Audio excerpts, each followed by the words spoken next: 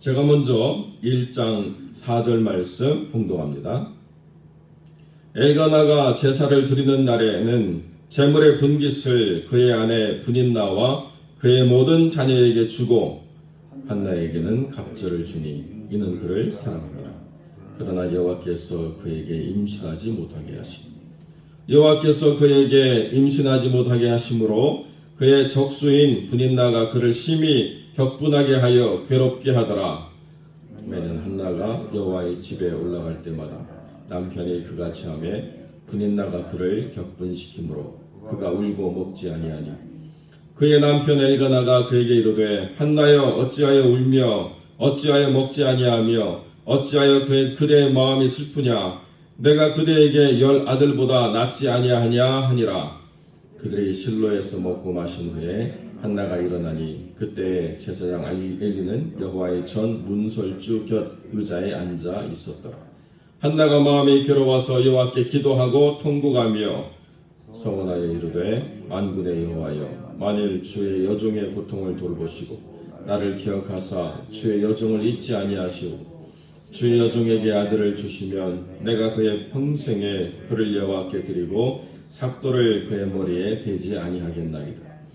그가 여호와 앞에 오래 기도하는 동안에 엘리가 그의 입을 주목한즉 한나가 속으로 말하매 입술만 움직이고 음성은 들리지 아니하므로 엘리는 그가 취한 줄로 생각한지라. 함께 읽습니다. 엘리가 그에게 이르되 내가 언제까지 취하 있겠느냐 포도주를 끊으라 하니. 아멘. 본문의 말씀을 가지고 상한 심령을 받으시는 하나님이라는 제목으로 말씀을 함께 나누겠습니다. 오늘 새롭게 우리가 사무엘상을 시작하는데요. 우리가 수요일마다 이제 사사기를 쭉 이끌고 난 이후에 그 여호수아의 죽음부터 사울 왕이 세워지기까지 350년이나 되는 긴 시간이 어떻게 진행이 되는가라고 하는 것을 우리가 살펴봤습니다. 그러면서 하나님께서 이제 사무엘이라고 하는 사람을 예비하셔서 다윗이라고 하는 하나님의 사람이 세워지기까지의 과정을 또 이끌어 가시는데 저희가 그 첫 번째 장을 대하고 있습니다. 에브라임 산지에 엘가나라고 하는 사람이 살았습니다. 우리가 이 본문을 여기에만 보면 그러면 엘가나는 에브라임 사람이구나 우리가 그렇게 이해할 수 있지만 에브라임 사람이 아닙니다. 역대상 6장 13절로 38절 그 족보에 대한 것을 쭉 살펴보면 엘가나의 가문은 레위 지파 그핫 자손이라고 하는 사람들의 후예였습니다. 그래서 이 지파 사람들이 에브라임 지역에서 제사장 역할을 감당하도록 그렇게 파송을 받아서 에브라임 산지에 살지만 지파는 레위 지파의 사람이라는 거죠. 그러니까 하나님께 드렸을 때에 사무엘이 하나님의 전 안에서 머물면서 엘리의 수종으로 이렇게 섬길 수 있는 역할을 가능했던 것이 한나가 일방적으로 내가 하나님께 드렸다라고 했기 때문에 받아주는 것이 아니고 그 가문 자체가 제사장 가문이었기 때문에 그렇게 받아지게 되었다라고 우리가 이해해야 되는 것이죠. 그런데 사사기에는 등장하지 않지만 이 사무엘상 첫 번째 보면 엘가나라고 하는 이 사람은 믿음이 없는 시대에 자기 마음대로 살아가는 그 사람들이 가득한 시대에 매년 여호와의 전례를 지키기 위해서 그렇게 여호와의 전이 있는 실로에서 하나님께 경배하는 삶을 살아왔다는 거예요. 그러니까 우리가 이 시대의 흐름 또 이 세파의 어떤 그 물결이 어디로 흘러가는가를 바라보면 소망이 없는 것 같지만 그러나 그 안에서 하나님이 주목하고 바라보시는 인생이 있다. 이것을 우리가 생각해야 된다는 것입니다.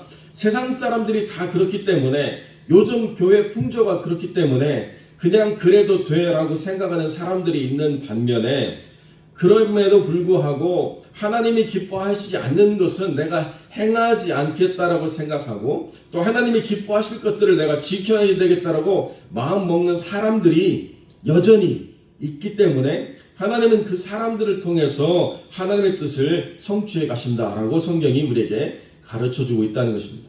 그러니까 우리가 먼저 생각해야 될 것은 우리가 세워야 될 신앙의 기준은 요즘 풍조가 아니라는 거예요. 요즘 흐름이 아니라는 것입니다. 우리가 하나님 앞에서 세우기로 한 거룩한 가치, 기준, 이것이 변질되지 않도록 지켜가야 될 그 중심이 무엇인가를 계속 살펴봐야 된다는 것입니다. 여러 모양으로 우리가 예배를 새롭게 변화시키고 또 개선해 나가고 그런 점이 있겠지만은, 그러나 더 중요한 건 뭐냐면 형식이나 어떤 흐름에 대한 이야기에 우리가 집중하기보다 더 중요한 가치, 성령의 임재가 있는 예배, 하나님의 말씀이 바르게 선포되어지는 그 강단, 그리고 모든 성도들이 하나님 앞에서 온전한 예배자로 섬기기 위한 온전한 순종, 이런 모든 것 가치들이 바르게 서는 것, 이것이 중요하다는 것입니다. 그러니까 그런 예배가 서도록 하는 것이 우리가 세워야 될 목표인데요. 많은 사람들이 예배를 거의 3차 산업처럼 이해하면 잘 갖춰진 예배를 내가 잘 드리고 왔다, 이렇게 생각하는 경향이 요즘 특별히 심해지기 때문에 그런 것들 우리가 경계해야 된다는 것입니다. 예배는 내가 잘 만들어진 곳에 가가지고 한번 참여하고 오는 것이 아니고, 예배는 내가 기도로서 그 예배를 세우고 미리 와서 예배를 돌아보고 기도로 준비하고 여러 영역들에 대해서 예배가 온전해질 수 있도록 참여하는 사람들을 통해서 예배가 세워진다는 것입니다. 이것이 하나님이 기뻐하시는 예배라는 거죠. 그런 모양으로 세워지는 것이 교회라는 것입니다. 엘가나라고 하는 이 사람도 자기를 위해서 물론 제사를 드렸겠지만 제사장의 직무를 위해서 와가지고 그런 일들을 그렇게 행했기 때문에 다른 어떤 사람들을 통해서 하나님 일하시는 게 아니라 그렇게 삶으로 살아낸 준비되고 구별된 사람의 가문을 통해서 하나님은 일하신다.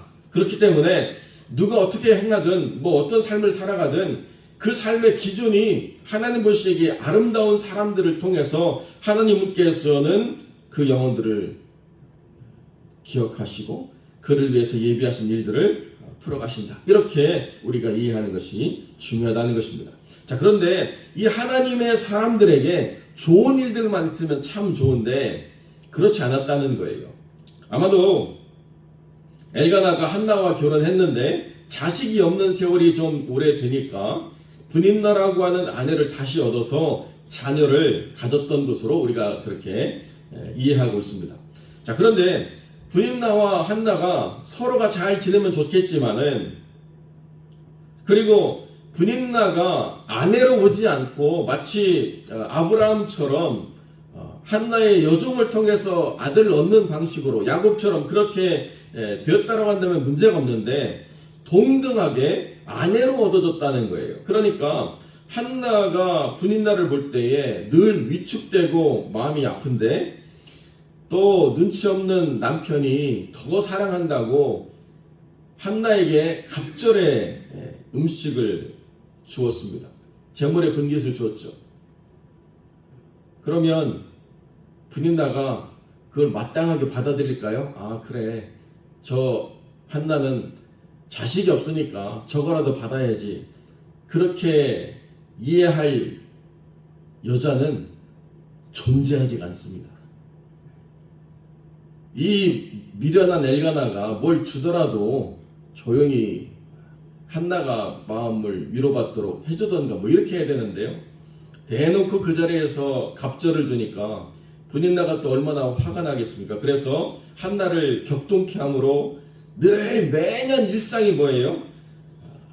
눈치 없는 남편 때문에 한나가 계속 울고 마음 상하고 분인나는 분인나대로 화가 나고 한 일들이 계속 반복됐다는 거죠. 자, 그런데 시간이 지나면서 한나의 마음이 점점 더 위축이 되고 조급해집니다. 왜 그렇습니까? 아이를 가질 수 있는 그 기간이라고 하는 것이 무한정이 아니고 정해져 있는 삶의 흐름들을 보내는데 매년 그런 일들이 반복된다는 거예요. 그러니까 더 이상 어떤 것으로도 위로를 받을 수 없는 고통이 너무 심했다는 것입니다. 그래서 한나가 마음이 괴로워가지고 하나님께 기도하며 통곡하고 서원까지 하는 일이 드디어 이루어지게 되었다. 자, 이것이 하나님께서 시편 51편 17절에 말씀하시는 바 구하시는 제사가 상한 심령이다라고 하는 것의 의미를 바르게 보여주고 있다는 것입니다. 왜 우리가 하나님 앞에 나와서 상한 심령으로 하나님께 드려져야 되는가? 우리는 우리의 상황과 우리의 조건 때문에 상한 심령이 되지만 하나님께서는 그것을 통해서 전심으로 하나님께 드려지는 영혼, 전심으로 하나님께 무언가를 작정하는 영혼이라고 하는 상태를 만들어 가시는 과정이 그렇다는 것입니다. 아무런 염려나 근심이 없고 아무런 고통이 없다라고 이야기한다면, 그렇게 주님 앞에 나와서 내 전부가 될 그 다음 태어날 자녀가 있다고 한다면 그 전부를 주께 드리겠습니다라고 서원하는 결단과 헌신이 아무런 문제가 없는 사람에게는 나오기가 힘들다는 것입니다. 상한 심령의 궁극적인 의미는 내 힘으로 감당할 수 없는 삶의 절박한 상황에 처했을 때에 하나님께 전적으로 드려져야 되겠다라고 작정하는 그 상태, 그것이 상한 심령의 상태라는 거죠. 그래서 350년 동안의 영적인 어두움의 문제를 어떤 사람을 통해서 해결할 것인가? 그 믿음의 가문에서 선택했지만 상한 심령으로 주 앞에 드려지는 한 여인을 통해서 하나님이 일하셨다라고 성경이 우리에게 가르쳐주고 있습니다. 사사기에 얼마나 대단한 남자들의 역사가 있습니까? 얼마나 대단한 남자들이 주도하는 세상이 있었습니까? 그런데 그 남자들이 주도하는 세상이 하나님이 원하시는 바른 질서와 가치를 만드는 세상으로 세워졌느냐? 아니라는 거예요. 사사기 전체를 쭉 보면 물론 여러 모양으로 용기 있게 또 뜻있게 하나님의 뜻을 실천하는 믿음의 사람들이 있었던 것은 틀림없는 사실이지만, 여기 한나라고 하는 한 여인처럼 상한 심령이 되어서 전심으로 주를 사모하며 주 뜻 안에서 하나님의 거룩한 은혜로 하나님이 무언가를 이루신다고 한다면 나의 전부를 드리겠습니다라고 하는 결단과 헌신이 더 중요하다라고 하는 것을 반면교사로 우리에게 보여주는 것이죠. 그런 고통과 그런 어려움이 있었지만은 한나는 하나님이 나를 버리셨다라고 생각하지 않았다는 거예요. 하나님이 나를 포기하셨다라고 생각하지 않았다는 것입니다. 하나님이 나를 저주하셔서 아이를 갖지 못하게 하셨다라고 생각하는 것이 아니라 주의 여종이라고 자기 스스로를 계속 고백하고 있습니다. 내가 비록 힘들고 어렵지만 나는 주의 여종이다. 주의 여종을 기억하시고 주의 여종에게 아들을 주시면 그 평생에 그를 하나님께 드리고 그의 머리에 삭도를 대지 않겠습니다. 나시린으로 살아가도록 내가 그를 계속 이끌어 주겠습니다라고 하는 그런 결단을 한나가 하게 되었다는 것입니다. 이 결단과 이 소원을 하나님께서는 기쁨으로 받으셨습니다. 이 결단과 소원이라고 하는 것이 이끌어지기 위해서 얼마나 한나가 힘들고 어려운 삶을 살았는가는 성경이 강조하고자 하는 강조점이 아닙니다. 중요한 것은 어디 있느냐? 내가 예수를 믿고 내가 믿음 안에서 올바르게 살아가려고 하는데 왜 나에게 해결할 수 없는 고통이 있는가? 바로 그때 하나님께서는 우리에게 하나님과 동행할 수 있는, 하나님의 마음을 이해할 수 있는 그런 특별한 자리, 특별한 순간으로 하나님이 이끄시는 아주 중요한 하나님의 부르심이다라고 우리가 생각해야 된다는 것입니다. 때가 있다는 거예요. 때. 그 때를 모든 사람들이 살아가지만 긴밀하게 느끼고 상한 심령으로 좁혀 나오는 영혼이 있는가 하면 그렇지 않은 영혼들이 있는데, 우리가 보기에 동기는 아들 때문인 것 같지만 그럼에도 불구하고 그 상황의 모든 주권이 하나님께 있다라고 고백하고 주 앞에 나오는 영혼이 있을 때 하나님은 그 영혼을 통해서 하나님의 역사를 써가신다. 이것이 하나님의 때에 하나님이 찾으시는 귀한 영혼들의 상태라는 것입니다. 제가 아주 오래전 기억인데요. 저희 선배가 어디를 저를 데리고 가서 자기 아는 사람 좀 도와줘야 된다고 손을 좀 보태라고 해가지고 약간 외곽에 있는 곳으로 내려가서 저녁을 먹고 저희가 일들을 도와주는데요. 서울에서부터 결혼 예단을 싣고 함재비들이 내려오는 거예요. 근데 기어코 그 친구들이 해야 되겠다라고 해가지고 그렇게 밀리는 시간에 막 내려와가지고 밤 11시 반쯤 도착을 했습니다. 근데 기어코 함 가지고 실랭이를 하는 거예요. 뭐 부족하다 많다 막 그러고 있는데요. 그 신부집이 믿지 않는 집이었거든요. 그래서 믿지 않는 집은 뭐 합니까? 함 받는 날을 특별히 정하죠. 네. 특별히 정하는데 함 가지고 실랭이 하다가 날짜가 넘겨버렸어요. 그 추운 겨울날이었는데요. 그 추운 겨울날 대문 걸어버리고 다 들어오라고 하더라고요. 함 안 받겠다고. 그런데 그 시골에는요, 그 12시 넘어서 갈 여관도 없고 그 서울에서 내려온 청년들이 동태가 돼가지고 꽁꽁 얼어서 나중에는 싹싹 빌고 돈 한 푼도 못 받고 그냥 함 털리고 끝났어요. 때를 알고 뭔가를 해야 되는데요. 아무런 지식이 없었거든요. 두고두고 회자된 얘기인데요. 그리고 난 다음에 벌벌 떠는 사람들한테 국한 그릇 따끈하게 채워가지고 밥 차려주고 모든 함 가지고 떠드는 일정이 다 끝나버리는 것이 제 기억 속에 있습니다. 때를 분별하는 게 중요한 것 같아요. 자, 그런데 사람들이 그렇게 때를 찾지만 사람들이 하나님의 때를 알 수가 없다는 것입니다. 아무리 무당에게 가서 뭐 손 없는 날 찾고 온갖 것 다 해도 하나님의 때를 분별할 수 있는 영혼이 없습니다.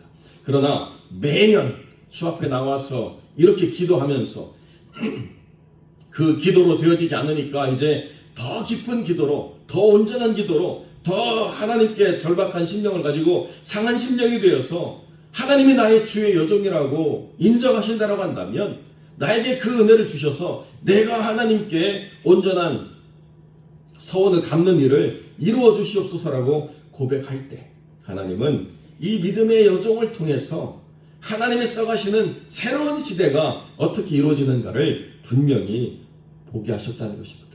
그러니까 사랑하는 성도 여러분, 여러분의 삶에 어려움과 고통이 있다고 한다면 어려움과 고통이 평상시의 삶에 훈련되어진 것으로 해결되지 않은 그때를 우리가 만난다라고 할 때 이것은 하나님이 우리를 전적으로 사용하시기를 원하시는구나.